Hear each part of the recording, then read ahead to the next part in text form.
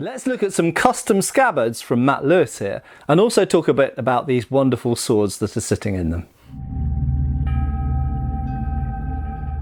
Hi folks, Matt Easton here, Schola Gladiatoria, and I'm here again with Matt Lewis. Now, Matt, amongst many other things, he's a talented guy, makes absolutely beautiful scabbards. We're going to talk about these. We've got two examples here of two personally commissioned and very, very high quality medieval sword replicas with scabbards made by Matt. Now let's start off talking about the scabbards. We'll look at the swords at the end. So what have we got here? What have we got here?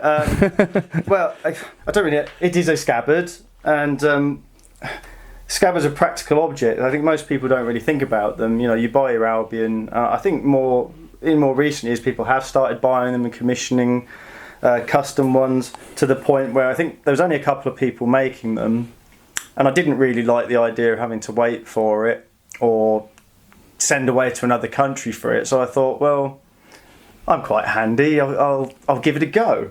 And I went diving around online and spent quite a bit of time researching and learning, and I made some really awful scabbards that no one will ever see. And then I offered to do some for some friends if they covered the materials, and you know, inch by inch I got a bit better at it. I will say I owe quite a lot to Peter Johnson for the construction method on this. It's entirely robbed from him. This is how he makes his scabbards. He's given me some help and advice, and the only reason they're half as good as they are is because, you know, he's been kind enough to make that information available and, you know, occasionally talk to me, which has been good. So thank you, Peter Johnson. Thank you, Peter, very much. So yeah, should we just bring this closer to the camera? Let's see what we've got here. So, we will talk about the swords at the end, but we're just focusing on the scabbards to begin with, because honestly, swords get a ton of attention, but particularly medieval swords, often high-end replicas, don't come with scabbards, and you've then got to spend a lot of money or wait a lot of time, or as you say, send your sword off because it has to fit exactly, to get a scabbard made for it. And so yeah, so tell us something about this scabbard here. Where did all the parts come from? What's it made of? Okay, so there's various different ways to do it, and some scabbard makers make it one way and others make it another way. The way this is made is with laminated plywood, birch plywood. So you could make something approximate in period by splitting down boards and sanding them down, but I'm quite lazy, and it's a neat solution, and you get a really nice thin, crisp, stiff scabbard doing it that way, and you laminate it with hide glue, animal glue, which you you can make it by boiling down bones and skin in a pot that stinks for days, or you could just buy it. You can buy it. I think I've got some over there, yeah. So I just buy it. Yeah. But yeah, so it's birchwood ply. It's birch ply. Glued with hide glue. Glued with hide glue. There's a few steps to the process. So with the wood, do you start off with two flat pieces and then cut them out, or are they flexed? You lay the blade down. The blade is literally a template for it, which is why you end up with a nice shaped scabbard. And you slightly over measure it, so you've got a bit more space either side.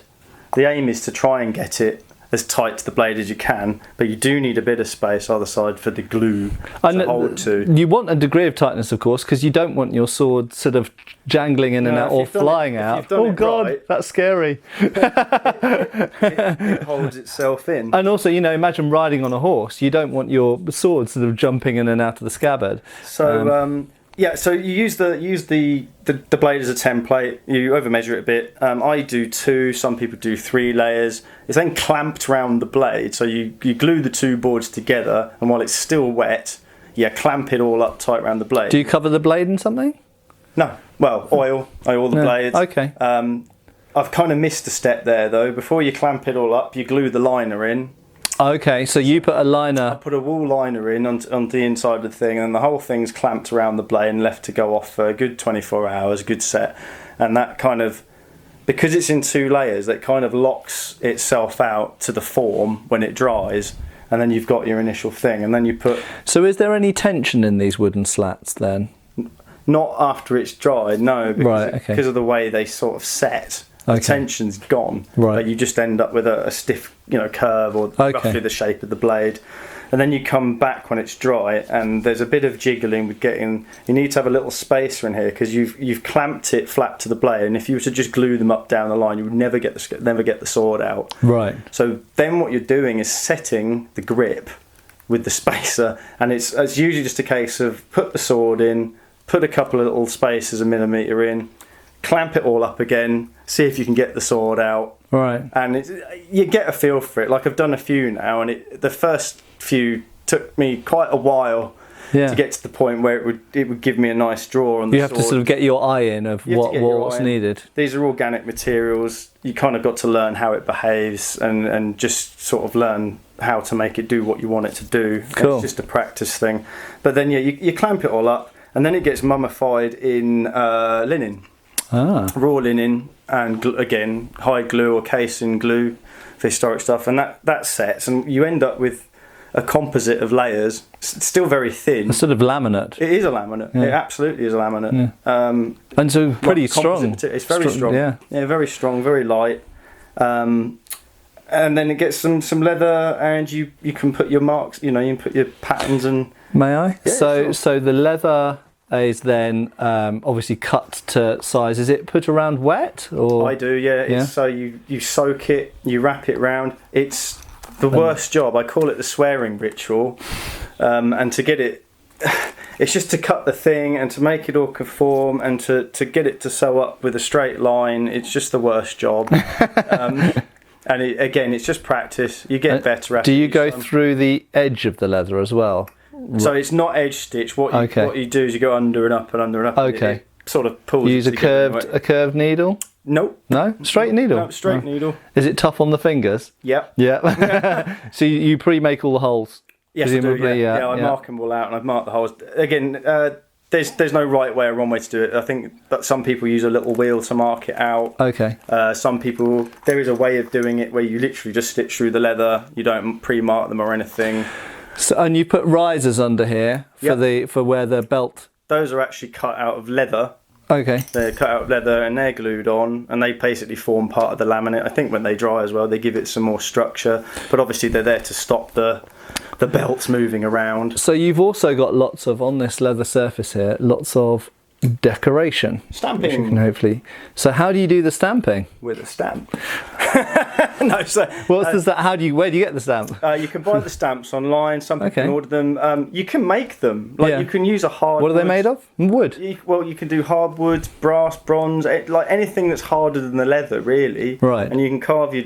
Do you do it when the leather's wet? Yes, so stamping works on wet leather. And it can't generally not dyed, so I tend to do it on the natural leather. So you dye after doing stamping. So all this decoration's put on in a because otherwise, I guess then you'd stand a chance of going through the dye and showing the natural colour of the leather. Yeah, or I just don't know if it works as well. Like natural raw leather, when you wet it, takes the stamping. That's kind of how it works. And I've never. Maybe you can do it on dyed leather. I've just never done it because that's not the process. Do you just push the stamp in? No. You hit it with a hammer? You have a little mallet. Oh, right. A little special mallet. And I sort of put it all out, and you wet a bit and do it. Each one. There's hundreds of stamps on this. Yeah. Right? There's loads. Just to get these long lines of decoration. I think the stamps may be 20 millimetres long. And even in the belts as well, of course. Yeah, that's all individually hand stamped as well. And it just, it goes on and on and on. So let's talk about the metal fittings now. So you've got some decorative fittings on the belt, and you've got a chape down at the end there. So scabbard makers, and there's different approaches to it. Like some people carve all of their bits and pieces, but there are some really good buckle and belt and period jewellery makers that already supply belt sets and things like that. And I use a kind of mix and match approach. So I find stuff that I think is appropriate for the style of the build and what I'm looking for, and create a set from that. But if you are going to get to the point where you need some custom parts, Bailey Heritage Casting supplies these really nice suspension belts, and that's probably another video to talk about suspension on scabbards and different types of suspension and how they work and why you might want one thing or another. But I highly recommend a rig like this with a hook, So that's from That's Matthew Bailey. Matthew Bailey. Bailey Heritage Castings. And what about the belt buckle? I think that's Armour and Castings, and they're a Ukrainian company, so spend money with them. Yeah. Yeah. And so the shape I carve out of wax, so it's lost wax casting. So again, so while those have been essentially purchased from another company, this was modelled by you, wasn't it? Yeah. So how with the chunk of wax. Yeah. So tell us how that works. A long time, lots of filing, Lots of carving of more tears. Yeah. So that's basically carved to shape. It takes a while. So carved, not what you see here, but carved a green wax. Yeah, green or purple wax. Yeah. Again, different waxes, different things. I used to use green. I find purple actually is a bit better, and it's a slightly softer wax. It's intermediate, and purple's really nice for this, for doing scabbard bits. And I, carve that up, get it all to nice and fit, and then that goes off to Matt Bailey, and he fixes my bodging, and then makes a mould of it, and then casts it in bronze. And then can he make others from that mould that he's made? Yeah. So not this one, but the one on the other one, we've got a master of, and you could buy it from him if you needed one. And you made that? You made the original? Yes, I made shape. the Cool. master. Yeah. So Bailey Heritage Castings. Bailey Heritage. And he provides all sorts of period jewellery and brass work and custom. He used to make armour, didn't he? But it's just very good armour. Yeah, it is very good armour. Yeah. Brilliant. Okay, so I'll put this down now. We'll just have a look at the other scabbard before we have a look at the swords. So, do you want to grab that one? Yeah, you have to be careful with these because the fittings damage the fittings. It's probably worn. Yeah. So, there you go. Wow. Look at that. So, this is an amazing sword. They're both amazing swords. We'll look at those in a second. But you can see, so this is like the sort of next level up of fancy scabbard, isn't it? So not to say that the other one isn't fancy, but this is one of your more recent ones? This is the most recent completion, yeah. This is my latest project, and it was intended as a kind of to be more complicated. It was to test myself and do something a bit harder and more complicated. So I had to carve that locket out of wax. So that was cast, that's not sheet? That was carved and then cast. Because some of these lockets are made of sheet, aren't they? Yeah. And to be honest, if I had the knack for it, it would probably be quicker and easier to do it in sheet, and then silver solder it shut or something. But just wax happens to be the medium I can get the results I want with at the moment. So this wooden scabbard was made in the same way as the other one? It's the same construction. Birch ply, shrunk leather around the outside, stitched around the back. A nice straight line down there, and then with a chape. So this is the chape that you made the original wax. That's another. Yeah, it's another one I carved the master for. The difference is this time. So with the last one we cast it, but we lost the original master in the pro. It was totally destroyed. So we got. I think I remember you posting about that online. We got one. Oh. And after that, I was like, we're gonna have to. We need to make a master mould and cast from an injection wax. So this particular one, now I've learnt from my mistakes. We're making. You can order one of these. Wow. There's a master. That's a lovely shape.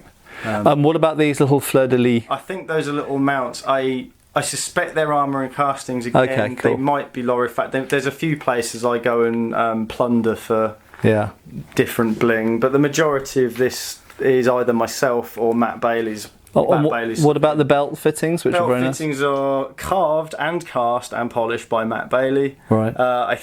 These are based on an effigy, and I can't remember which one it is off the top of my head. I think they might be masters by an old customer of Matt's, but they're also from Bailey Heritage Castings. Right. Catalogue. Again, it's all just chosen because it fits the project. So it's beautiful. Like where I can find stuff that works and does what I need it to do for the project, then obviously I won't waste the time carving a master or anything, because it's very time consuming. Sure. So so what made you want to actually, I mean, you've explained why you wanted to make scabbards. Why did you want to make so many of the elements from scratch yourself? I think it's more necessity than okay. It's kind of necessity is the mother of invention, kind of thing. So so you couldn't find the shape that you wanted, so you had to. I couldn't find the shape I wanted. Okay. It didn't fit the way I wanted it to fit. And this is the thing: to have a scabbard that fits a sword properly, it has to be made for the sword. Yeah. For a shape to fit the scabbard really nicely, like really, really nicely, it has to be made as part of the whole. The whole thing has to be made, considered as part of the whole. It is a whole scabbard. and all of these bits fit together as one thing. So before we move on from Scabbards, I want to, if people are interested in commissioning Scabbards, is that something you're looking at in the future? Is that something you're doing now? Yeah, so I'm not reliant on it for a living, but if somebody has something interesting or they've got something special they'd like a Scabbard for, then I'm kind of interested to talk. Cool. I might pick it up, basically. So what we'll do is I'll put the link below. I'll put some links to various of Matt's sort of social media and stuff like that, and we can work out ways. If you're interested in kind of top level Scabbard commissions for good quality swords, then we'll put you in contact. So let's put the Scabbards down and let's have a look at these very, very special swords. Do you want to draw that one out first? Yeah, okay. So is this one of your most recent acquisitions? Sort of. I mean, because commissions take a while. I think this is the latest complete commission end to end.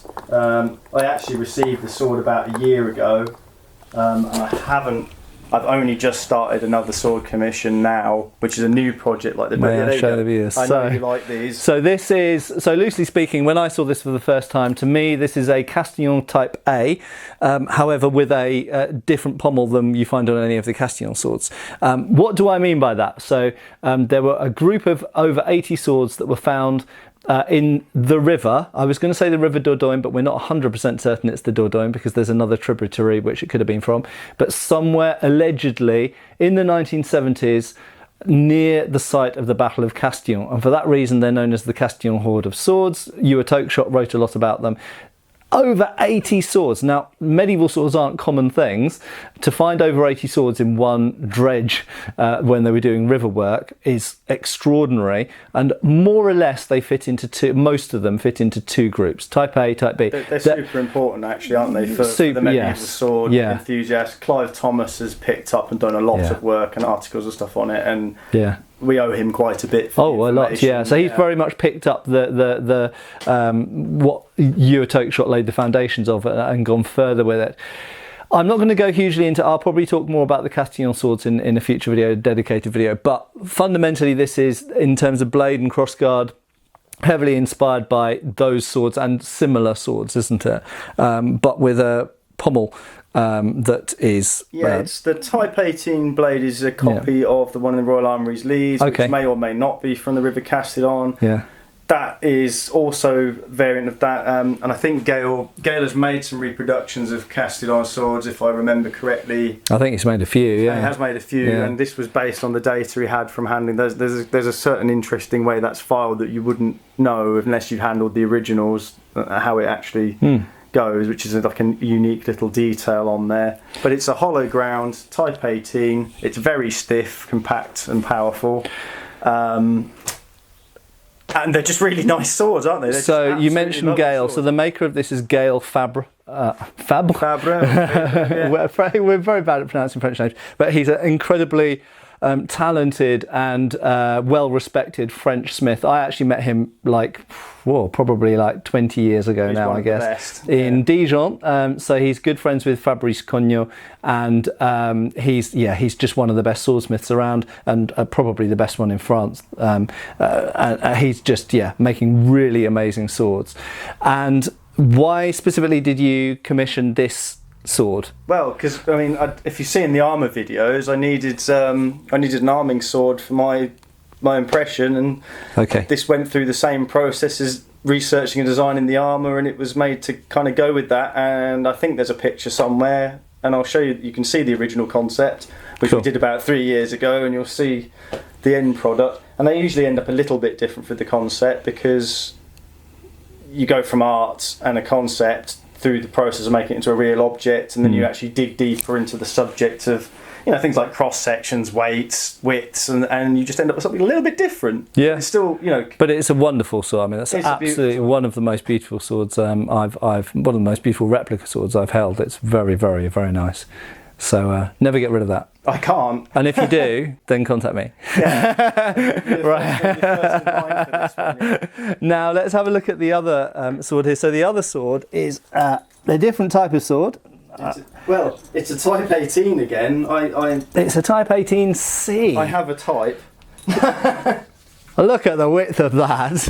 I mean, so the Type 18C blades are most famous from the Alexandria arsenal. Now, it's funny that we're talking about Alexandria and Castillon in the same video, because they are probably the two most important groups of medieval swords that survived to the modern day.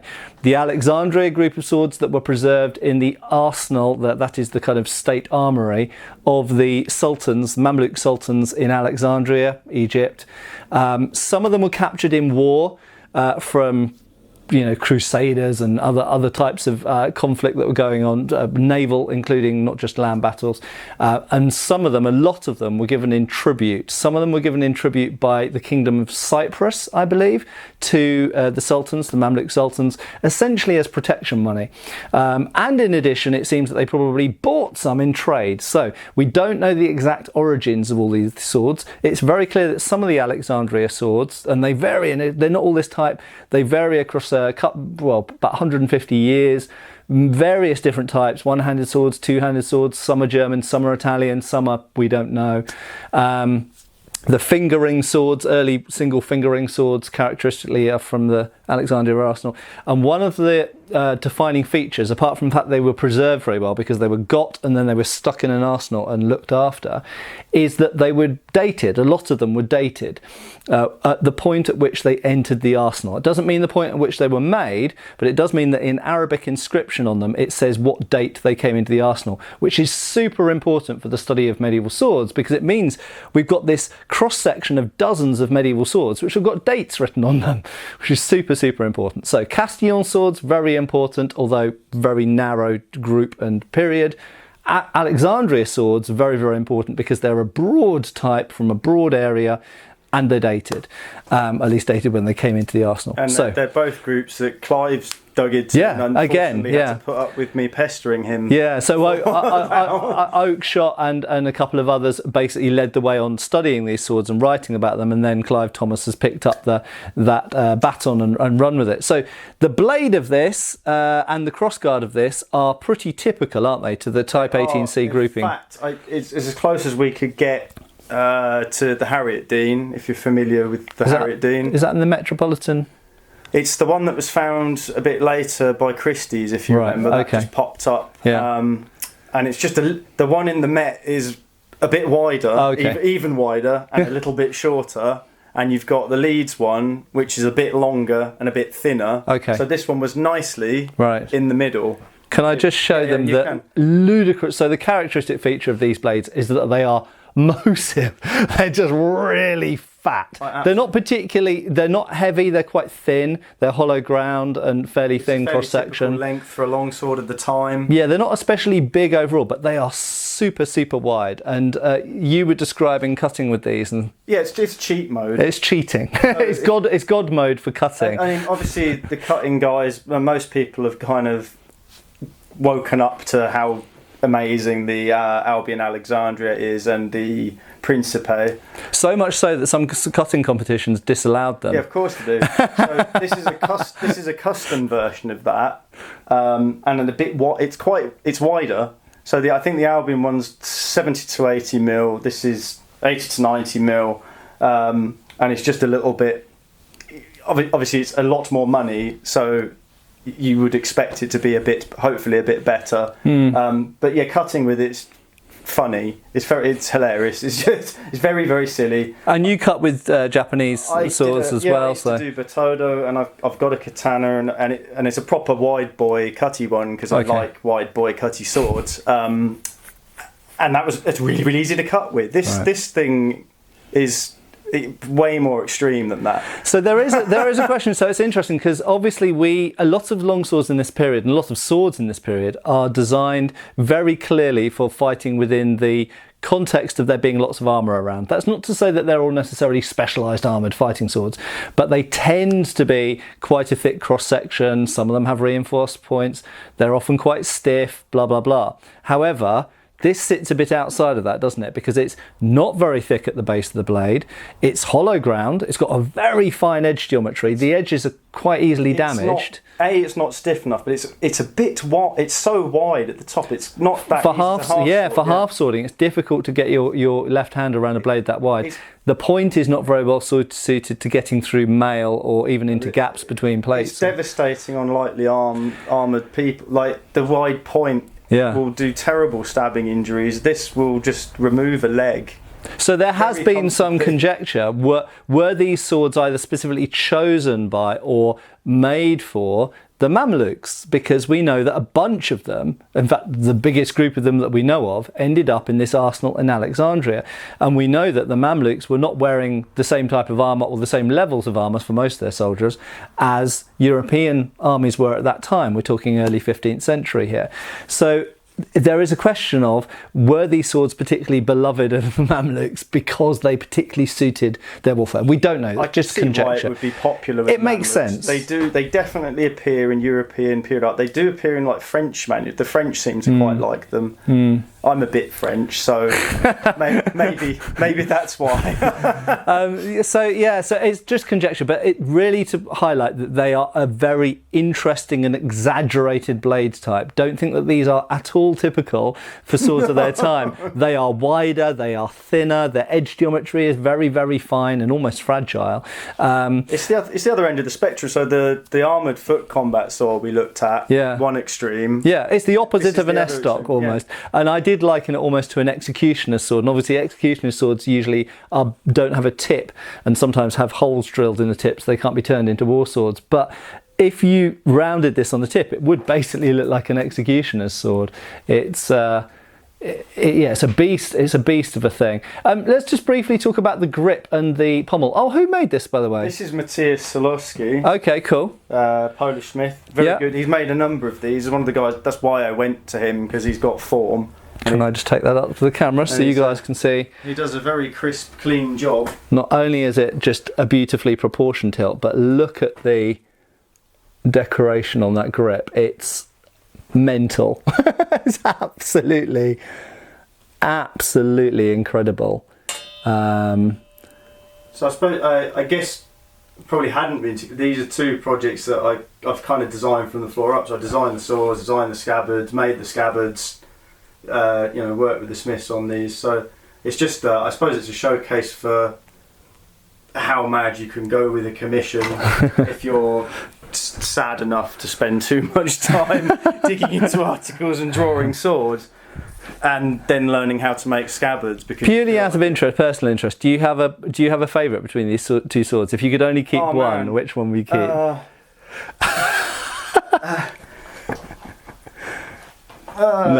Neither. Fight me to the death. Yeah.